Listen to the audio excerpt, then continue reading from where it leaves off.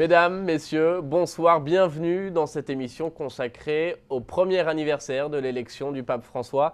C'était il y a un an, jour pour jour, le 13 mars 2013, François devient le 265e successeur de Pierre, mais le premier pontife jésuite et sud-américain. Par ses premiers gestes et ses premières paroles, il avait déjà conquis une large part des fidèles catholiques. Il continue, un an plus tard, de susciter un engouement planétaire au-delà même du sérail catholique. C'est ce que nous explique le cardinal Barbarin. Il est interrogé par Radio Vatican. Pour moi, ce monsieur, c'est très bien résumé dans le titre de son exhortation apostolique. Le pape François, c'est quoi? Le pape François, c'est Evangelii Gaudium. C'est la joie de l'évangile, ce bonhomme. Ça suffit. Quand il a choisi ce titre, je me dis, tiens, il a donné un beau titre à toute sa vie. En fait, c'est ça. C'est-à-dire que je vois que dans le monde entier, ce gars-là, c'est la joie de l'évangile, en blanc, sur pied, en chair et en os. Mais les gens sont touchés en Chine, partout. Les chrétiens, il n'est pas chrétien du tout. Et ils ont vu que dans cet homme-là, il y a la joie de l'évangile. C'est pour ça que moi, j'ai été très heureux quand j'ai vu le titre qu'il a choisi. Certainement, c'est pas conscient, bien sûr. Mais il a donné un beau titre à tout son pontificat. C'est le pasteur, c'est le pape dont le monde avait besoin aujourd'hui?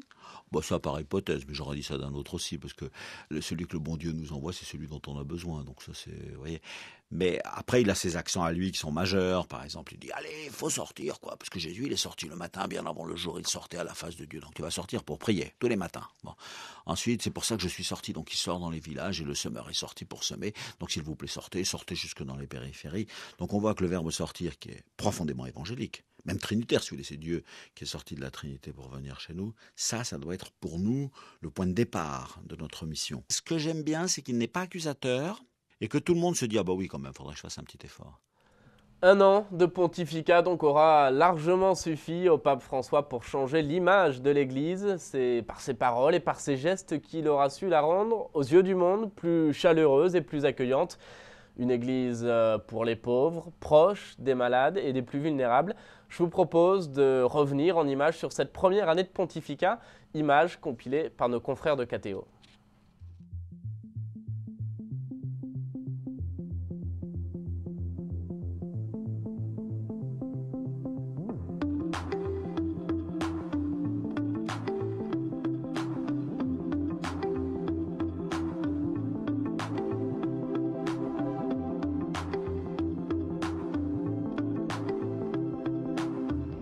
Tutti voi avete gridato nella piazza Francesco, Francesco, Papa Francesco, ma Gesù dov'era? Io avrei voluto che voi gridasse Gesù, Gesù è il Signore, è proprio in mezzo di noi. Preferisco 1000 volte una chiesa incidentata e non una chiesa ammalata. Queridos jóvenes, por favor, no balconeen la vida, métanse en ella. Jesús no se quedó en el balcón, se metió. No balconeen la vida, métanse en ella como hizo Jesús. In vista disso, eu penso che vocês sejam revolucionários.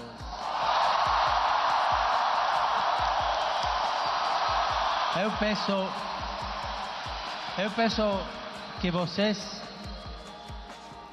de ir en contracorrente, sim, nisto penso que se rebelen.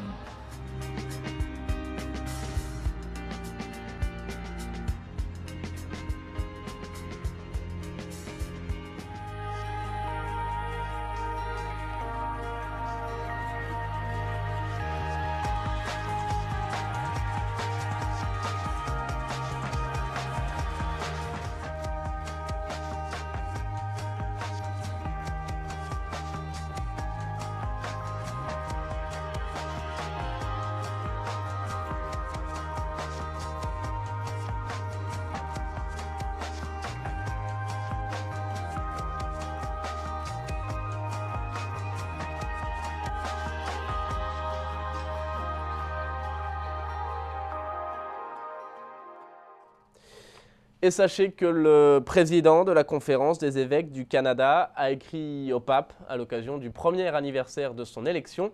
Vous pouvez lire cette lettre de Monseigneur Durocher sur notre blog qui s'affiche au bas de votre écran. Voilà, c'est la fin de cette émission. Merci de nous avoir suivis. Je vous souhaite à toutes et à tous une excellente fin de soirée. À très bientôt.